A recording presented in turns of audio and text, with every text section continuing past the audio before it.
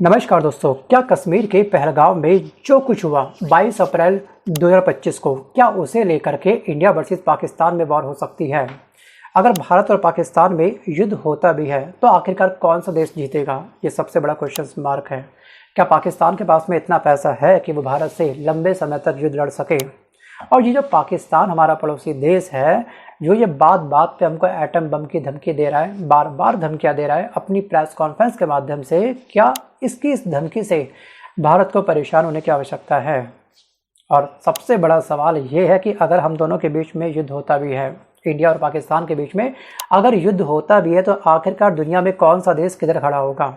ये most time पे question है, क्योंकि चाइना किसका साथ देगा, पाकिस्तान का या फिर इंडिया का? क्योंकि पाकिस्तान उसका एक बहुत बड़ा बायर है, मतलब एक बहुत बड़ा क्लाइंट है। मतलब ये पाकिस्तान मैक्सिमम जो वेपन्स बाय करता है वो करता है चाइना से, लेकिन नॉर्मल जो बाज़ार है उसमें जो मैक्सिमम एक्सपोर्ट करता है चाइना, वो करता है इंडिया को। आप खुद हमारा बाज़ार देख लीजिएगा, पूरा का पूरा मेड इन चाइना से पटा हुआ है। और चाइना की जो इकोनॉमी है, जो जीडीपी है, वो कम्प्लीटली एक्सपोर्ट पर डिपेंड करती है।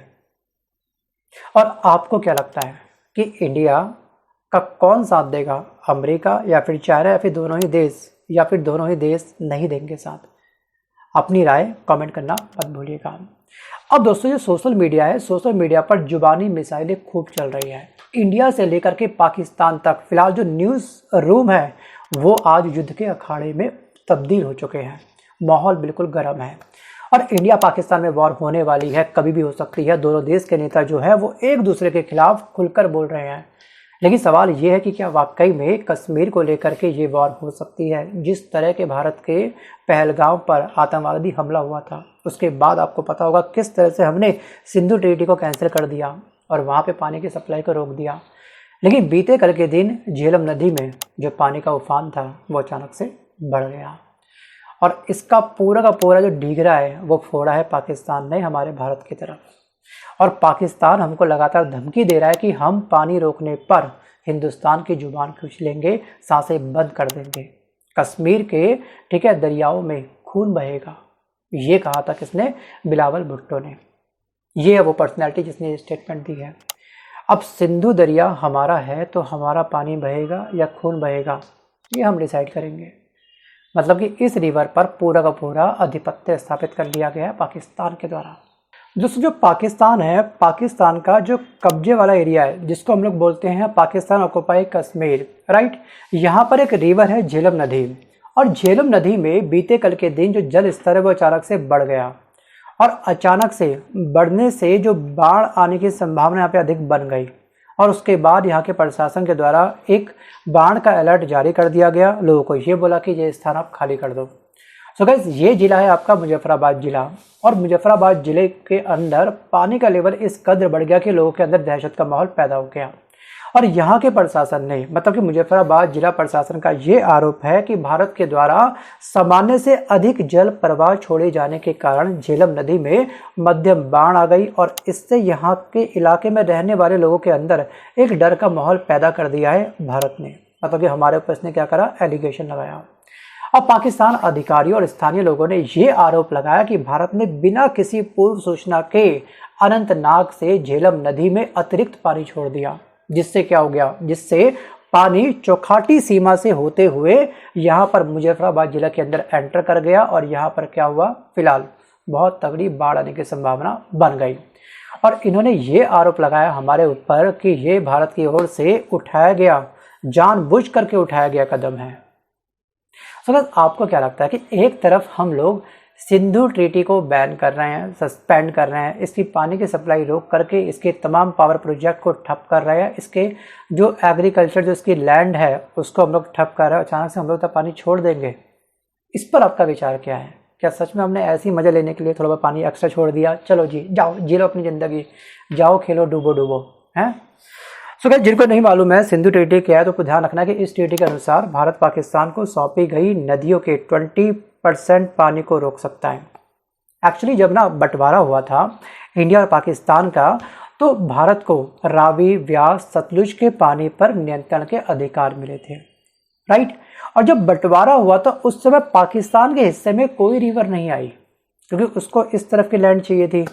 तो फाइनली एक ट्रीटी हुई कि कुछ नदियों पर पाकिस्तान का नियंत्रण होगा, भले ही वो उसके लैंड में ना बहती हो, लेकिन वो हमारी जिम्मेदारी है कि हम अपने एरिया में डैम बना करके, बांध बना करके उसको पानी की सप्लाई करेंगे, और हम अपना कर्तव्य इतने सालों से अब तक नॉन स्टॉप निभा रहे हैं। ठीक है, अब ये पाकिस्तान के हिस्से में आई थी सिंधु नदी, चेनाब नदी, झेलम नदी, और इसके जल पर नियंत्रण का जो अधिकार होगा वो पूरी तरह से किसके पास था? पाकिस्तान के पास था। अब इन नदियों का 80% पानी बह करके पाकिस्तान का जो पंजाब प्रांत है वहाँ पे जाता है, और पाकिस्तान का जो पंजाब प्रांत है ना, वो पाकिस्तान की हार्ट बीट है, हार्ट है, धक धक धक। क्यों? क्योंकि एक पूरे के पूरे पाकिस्तान का 85% फूड प्रोड्यूस जो होता है वो इसी एरिया में होता है, और अगर एग्रीकल्चर होगा, कोई खेती वगैरह होगी, तो उसको सिंचाई के लिए पानी की आवश्यकता पड़ेगी। और इस समय जो सिंधु ट्रीटी हमने बैन कर दिया, सस्पेंड कर दिया, उसका नेगेटिव इफेक्ट आपका इसी एरिया में जाके पड़ने वाला है। और वहीं पर 70% जो ग्रामीण पॉपुलेशन है वो एग्रीकल्चर पर निर्भर है। सोचिए, पाकिस्तान की 70% पॉपुलेशन पूरी तरीके से एग्रीकल्चर पर डिपेंड होती है, इसलिए पानी नहीं मिलने से उसे मोटा नुकसान उठाना पड़ सकता है।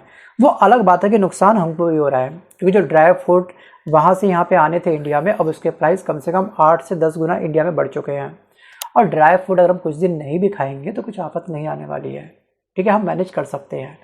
अब 1960 में ये समझौता हुआ था, सिंधु समझौता। ठीक है, अब इसके बाद क्या हुआ कि सिंधु आयोग भी गठित किया गया था सन 1960 में। अब इसके तहत दोनों देश के जो अधिकारी होते हैं वो 1 साल में एक बार मिलते हैं इस ट्रीटी को कंटिन्यू करने को लेकर के। दोनों के बीच में मुलाकात होती है। आयोग दोनों देशों के बीच पानी के विवादों को सुलझाता है, और पाकिस्तान में ग्राउंड वाटर लेवल काफ़ी नीचे चला गया है। अगर वो चाहे अपना खुद का समरसीवर लगा देते हैं, हम किसी पर डिपेंड है ही नहीं। समरसीवर चाहे वो जितना भी नीचे खुदवा ले, लेकिन वहाँ पे जो ग्राउंड वाटर है वो इतना नीचे जा चुका है कि एक लेवल के बाद में समरसीवर भी वहाँ पे काम करना बंद कर देगा। अब पाकिस्तान की ग्रामीण अर्थव्यवस्था कृषि पर आधारित है, जैसे मैंने आपको बताया, और पानी की कमी से पाकिस्तान में अनाज की कमी होगी और अर्थव्यवस्था पर नकारात्मक असर पड़ेगा। और कुछ असर हमको भी पड़ेगा, मैं साफ साफ कहता हूँ। मैं ये नहीं कहता कि इंडिया को कोई असर नहीं पड़ेगा, बट जो असर पड़ेगा हम उसको सर्वाइव बड़ी आसानी से चुटकी में कर सकते हैं। और दोस्तों, वर्तमान समय में ये जो पाकिस्तान है और ये जो TRF है पाकिस्तान का, ये दोनों हमको कन्फ्यूज़ करने का काफ़ी अधिक प्रयास कर रहे हैं। सबसे पहले बात करते हैं पाकिस्तान के प्रधानमंत्री के बारे में। जी हाँ, यहाँ पर शहबाज शरीफ के बारे में। इन्होंने सिंधु जल संधि के निलंबन पर इन्होंने ये कहा है कि पाकिस्तान के जल प्रवाह को रोकने, कम करने या फिर उसकी डायरेक्शन को मोड़ने वाले किसी भी प्रयास का हम लोग मुंह तोड़ जवाब देंगे। और इन्होंने ये भी कहा कि सिंधु जल हमारी जीवन रेखा है, जो हमको ही पता है, और हमने इनकी लाइफ लाइन को ही क्या कर दिया है, कुछ समय के लिए पॉज कर दिया है। अगर हमेशा के लिए कर सकते तो अच्छी बात है। अब यहाँ पर इस तरह से इन्होंने आगे फिर ये भी कहा कि जो सिंधु जल है ये हमारी जीवन रेखा है और हमारे देश के लिए काफ़ी महत्वपूर्ण भी है। हर कीमत, हर हालत और हर हालात में हम इसकी रक्षा करके रहेंगे। उसके लिए हमको कोई भी कीमत क्यों ना चुकानी पड़े। और पहलगाम हमले के खिलाफ भारत को मिल रहे वैश्विक समर्थन और उसकी बड़ी कार्रवाई के भय से पाकिस्तान कभी कभी बैकफुट पे आ रहा है। एक तरफ बोल रहा है कि हम आपके साथ युद्ध करेंगे, किसी भी कीमत पर, किसी भी हालत में हम इसको वापस लेके रहेंगे, इस संधि को अपने, वगैरह वगैरह। और दूसरी तरफ ये बैकफुट पे आकर के पूरे वर्ल्ड के सामने ये बोल रहा है कि हम निष्पक्ष जांच के लिए तैयार हैं। अगर इनको ये लगता है कि पहलगाम हमले में हमारा पाकिस्तान का हाथ था, तो हम निष्पक्ष जांच के लिए तैयार हैं। अब ये कितना निष्पक्षता दिखाएगा, कितना हमको सपोर्ट करेगा, वो चलेगा पता आने वाले समय में। लेकिन एक बात ध्यान रखनी है कि nature can not be seldom. जो नेचर होता है ना, वो इतनी आसानी से नहीं परिवर्तित होता। और जो हमारा भारत है वो कई बार जंगल का सीधा पेड़ बन चुका है, और हमेशा जंगल में सीधे पेड़ सबसे पहले काटे जाते हैं। तो अब हमको और सीधा नहीं बनना। हमने बहुत अपनों को गवा दिया है लगातार, और इस बार टिट फॉर टैट, मतलब कि जैसे को तैसा, या फिर ईंट का जवाब पत्थर से नहीं, इस बार ईंट का जवाब एक बहुत बड़ी मिसाइल से बनता है। पाकिस्तान पूरा ख़त्म होते हुए बनता है, तब शायद इसकी अकल ठिकाने आएगी। लेकिन हम लोग अपने रिश्तों का डेकोरम बनाना चाहते हैं अभी भी, कि ठीक है पड़ोसी देश है, हम कोई गलत कदम ना उठाएं, ठीक है, टिट फॉर टैट ना करें। लेकिन आखिरकार कब तक? ये एक लंबी चौड़ी फहरिस्त है। आखिरकार कब कब इसने हमारे ऊपर हमले किए हैं? 1 बार, 2 बार, 3 बार, 4 बार। हम बार बार आखिरकार क्यों झुकेंगे और क्यों सहेंगे इसकी इतनी धमकियाँ, और क्यों उसको इतना मौका देंगे संभलने का? और दोस्तों पाकिस्तान की सिट्टी बिट्टी हमारे गर्म तेवर के बाद में थोड़ी सिट्टी बिट्टी गुम हो चुकी है। और दूसरी तरफ जी हाँ, सिट्टी बिट्टी गुम हो चुकी है टीआरएफ की। 22 अप्रैल 2025 को ये आतंकवादी हमला हुआ था और पहलगाम हमले के कुछ ही घंटों के बाद इस हमले की जिम्मेदारी आतंकी संगठन लश्कर ए तैयबा का जो मखोटा है, जिसको हम बोलते हैं टीआरएफ, मतलब कि द रेजिस्टेंट फ्रंट, उसने ली थी। उसने खुद ये कहा था कि ये आतंकवादी हमला हमने किया है। मगर भारत सरकार के सख्त तेवरों के आगे ये जो टीआरएफ है वो भी डगमगा गया है, थर थर काँप रहा है। क्योंकि अभी चंद घंटों पहले इसने एक बयान जारी करके साफ साफ ये कहा है कि इस आतंकवादी हमले के पीछे हमारा कोई हाथ नहीं है। और खुद को पाक साफ बताने के लिए उसने खुद को लेकर के एक बहाना गढ़ दिया हमारे सामने कि भैया हम तो खुद हैकिंग के शिकार पड़े हुए हैं। क्योंकि टीआरएफ ने यह कहा कि हमारे संचार नेटवर्क में सेंध लगाई गई और हम साइबर साजिश के शिकार बने हुए हैं।